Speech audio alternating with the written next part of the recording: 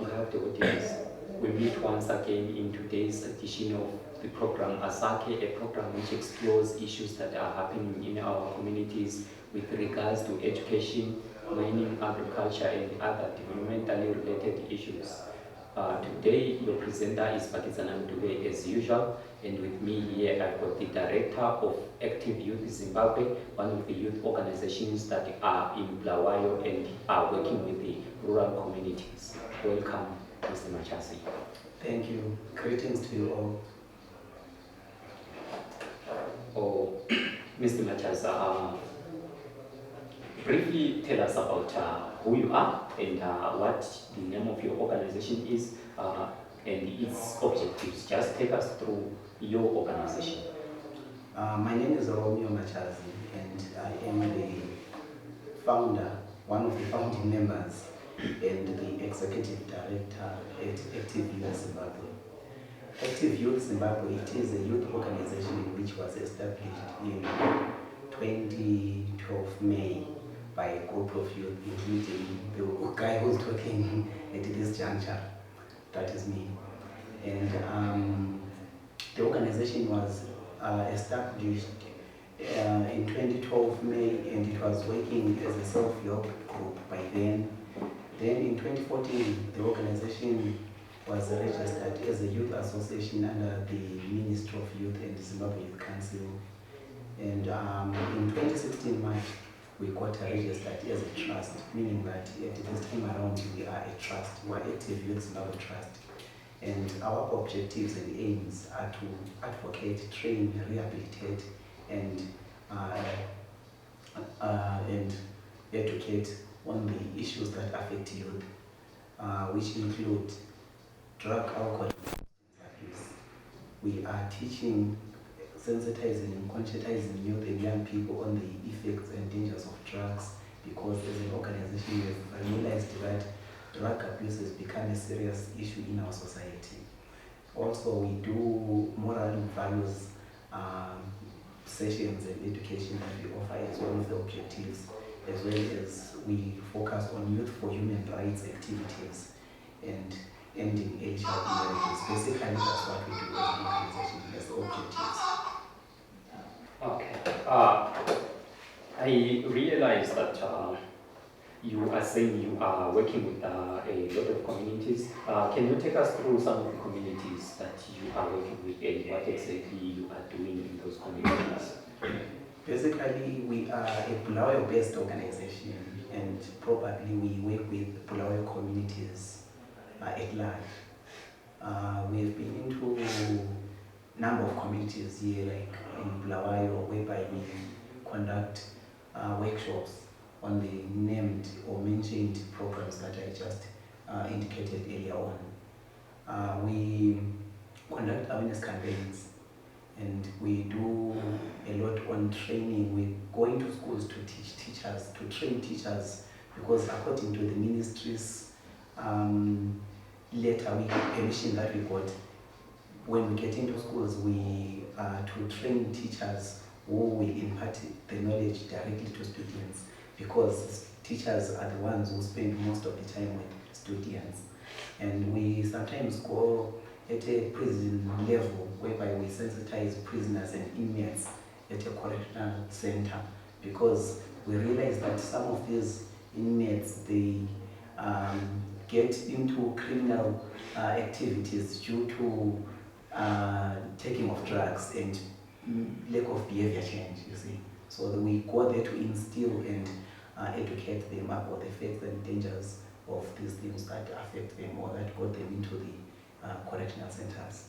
So earlier on, you mentioned about the drugs that are abused and the substances that are abused. According to your researches, especially the executive of Active Youth Zimbabwe, what are specifically some of the substances and the drugs that have been abused that you have realized so far? Yes, we definitely carried out a baseline assessment survey. That was in 2015, whereby we were researching about the commonly abused drugs, age group of people abusing drugs, as well as areas of where drugs are abused in Bulawayo. Actually, this was a provincial survey. This is what we came up with. We realized that there were 5 major communities which abused drugs by then. That was 2015, like I indicated earlier on. The number one of the communities which abused a lot of drugs in Bulawayo, that was Makokova. And number 2, it became Mtumbani. And number 3, it was Pumula. And number 4, there is a bus rank, commuter-owned bus rank, which used to be Ekodini. So we noticed that most of combi operators used to abuse alcohol and marijuana, you see. And the top 3 commonly abused drugs that we realized by then, number 1 of the drugs, it was marijuana in Manje, because it is locally available, you know. Its accessibility is very easy because you see. And number 2, we realized that alcohol became on the second drug abused by young people. Alcohol, it is legally available. It's not illegal drug, you see what I mean? And young people, they go buy it over the counter, you see, some of them, because we noticed the spirits, what stuff actually will become the second number 2. And on number 3, we realized that Ngoma became the 3rd drug being abused by young people, including the combi and commuter bus operators. Yeah, basically that's what we got in the survey. So looking at how these people behaved after abusing those drugs and substances as well as the alcohol, what were some of the most prominent behaviors that they exhibited once they were under the influence of those drugs?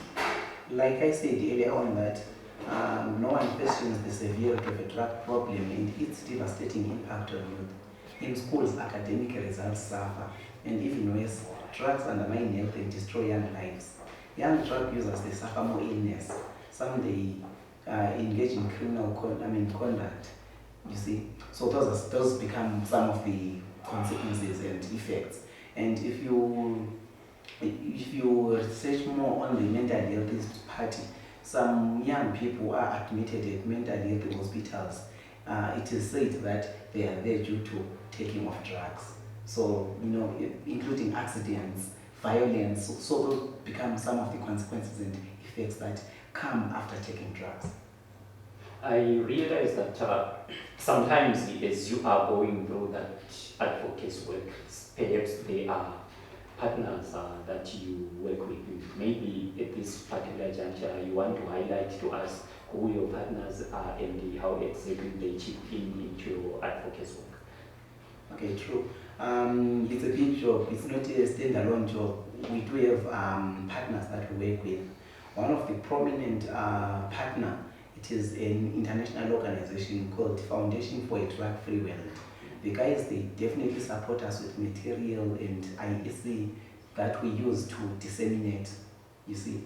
And locally we have law enforcement guys. There is a department under the TRP, Zimbabwe Republic Police, called CID Drugs and Narcotics Section. Those become one of our active partners as well.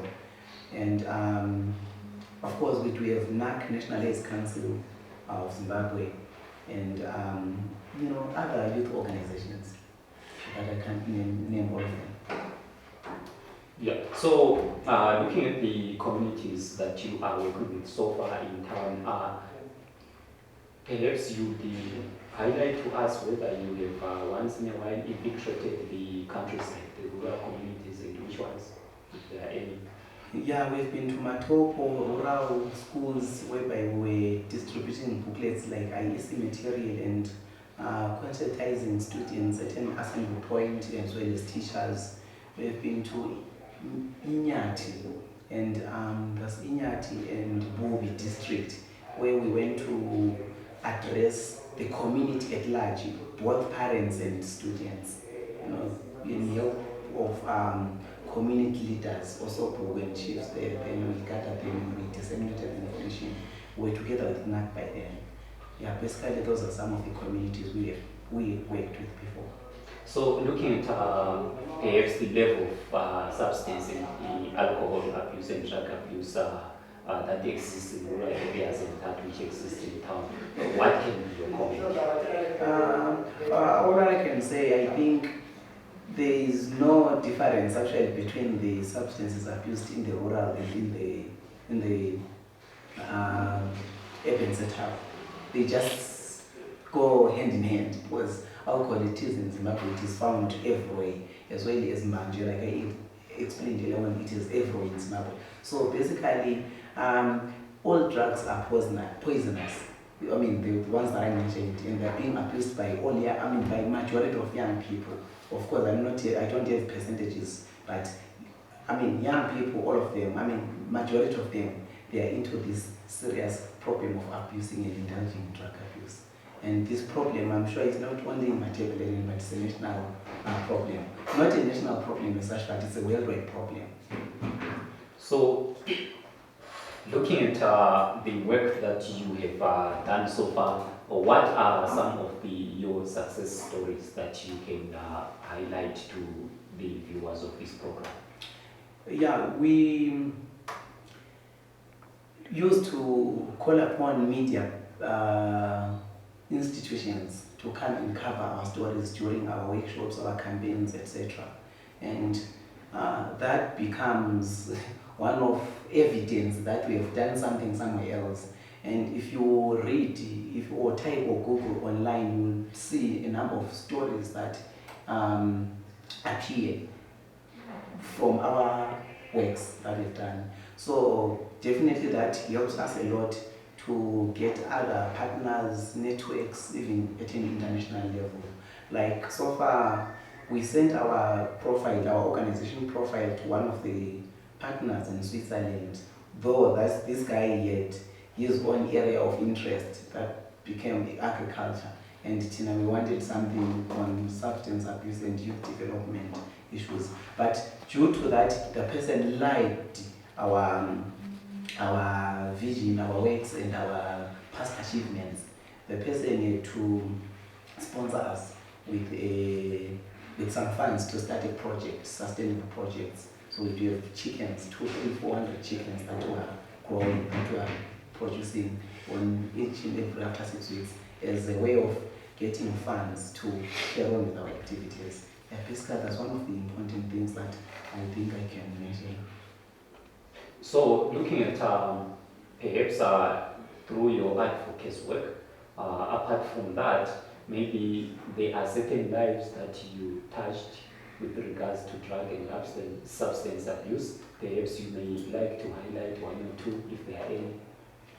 Okay, my point actually, we have this drug problem in our city or in our society or in our country, but the important thing to establish is as a country, I think it's a drug rehabilitation center, because drug abuse, it is there, but there is no hospital for the drug addicts to go and get assistance and help for them to recover through withdrawal programs, programs and activities. So all what I think it is to come up with a drug rehabilitation center for the country or for the region, for this region and another one for other regions in the country, countrywide, so that we know what if these drug addicts, they get any problem, they know where to get assistance. Because the main challenge so far, we don't have any drug rehabilitation center, and this makes things hard for the drug addicts to get help.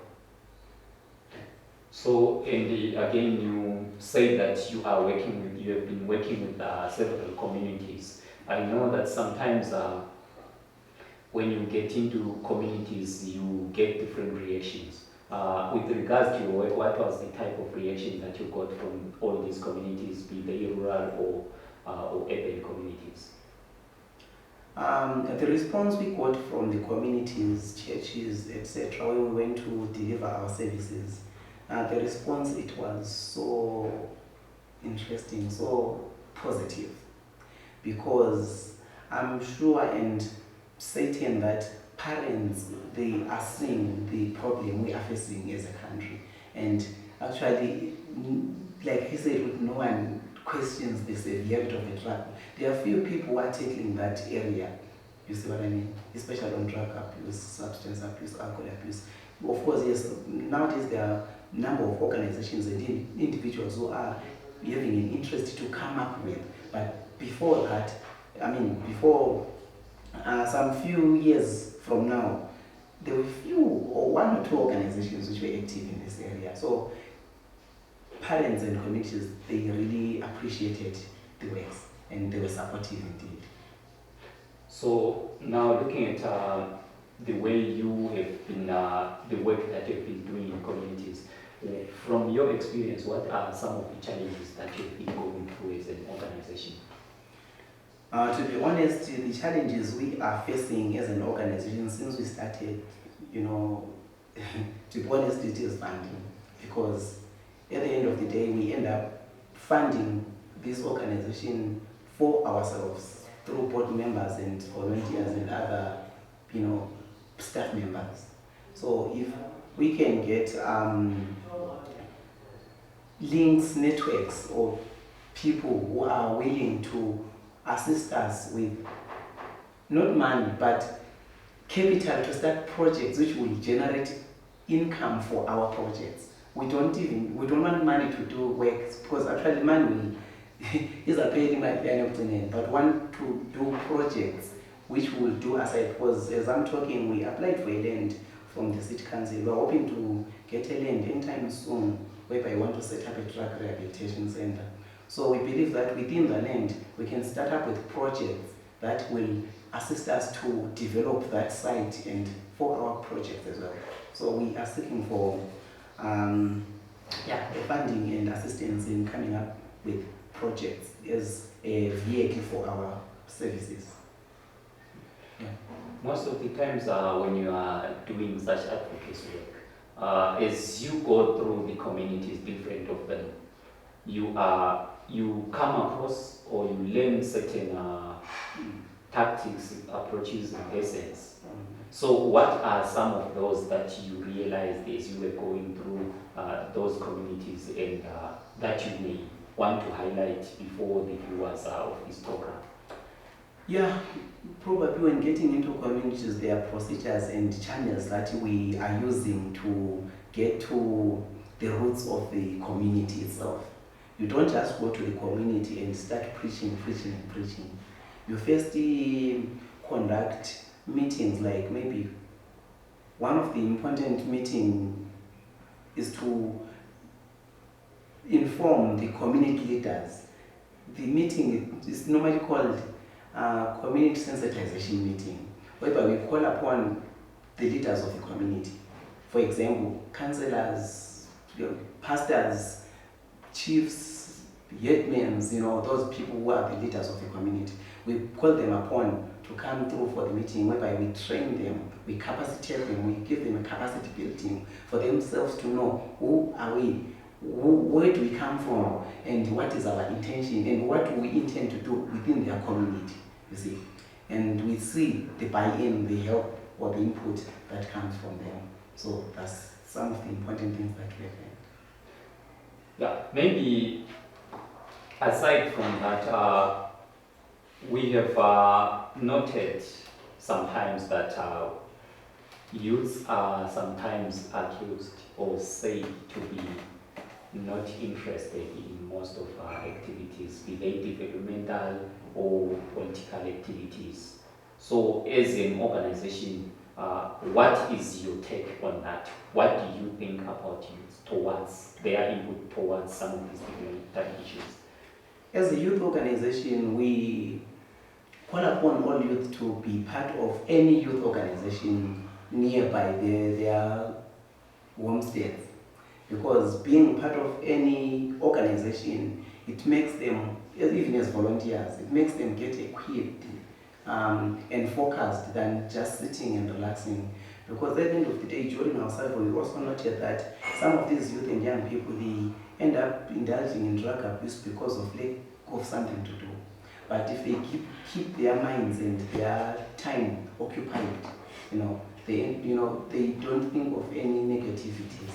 So we urge people and encourage youth to be active in the organizational work, developmental work, community work that comes in their communities. That's what we think and we support. And again, that reminds me of some reports recently. There were reports of certain particular parties that were going on in locations across the city. Maybe if ever your organization came across those, maybe you may want to highlight and take us through and what you realized about those parties and what they have got. Unfortunately, by parties, if I may ask, you mean political parties? Maybe parties, are they called those that are organized by youths? Oh, I see, okay. Well, the Vuzu parties and stuff. Yes, 2 years ago, there were those wild parties. They used to call them wild parties, some they call them Vuzu parties, whereby young people, they gather, they come together and they dance to the music, they abuse substances, dangerous substances indeed.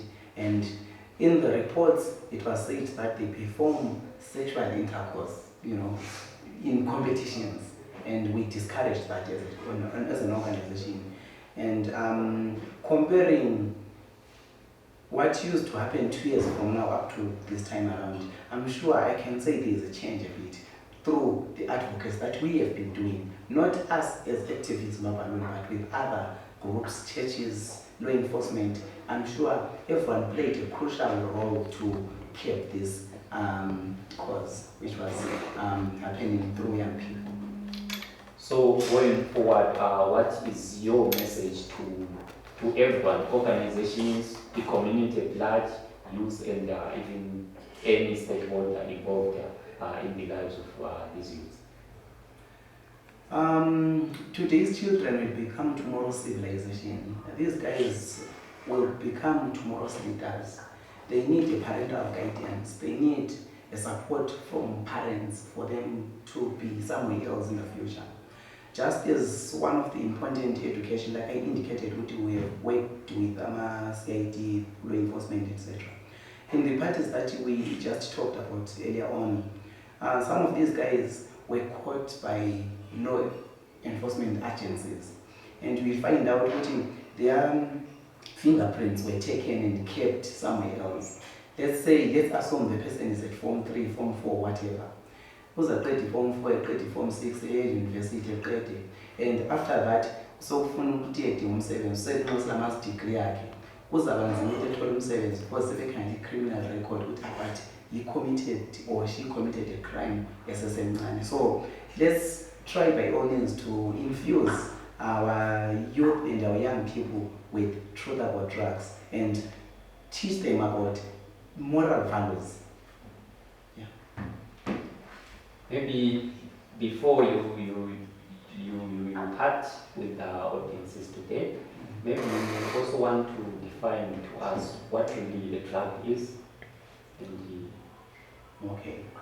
A drug, it is a substance, or drugs are substances that are not food or nutrition, that when put into the body, they changes the way the body works, the way the person feels or think.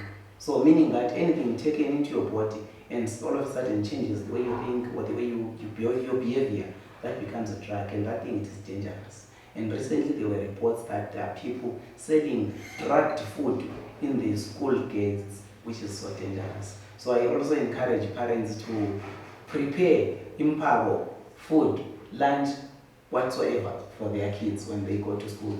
Let's not allow them to buy things which they just buy from the streets, because people, they are hungry, and they are putting a number of things, substances, bad things which will kill kids, our future leaders. So let's all open our eyes and be part of this to save our children's lives. Maybe again, before we part, maybe there is some interesting information that you would like to give to the people who are watching this program, if there is any.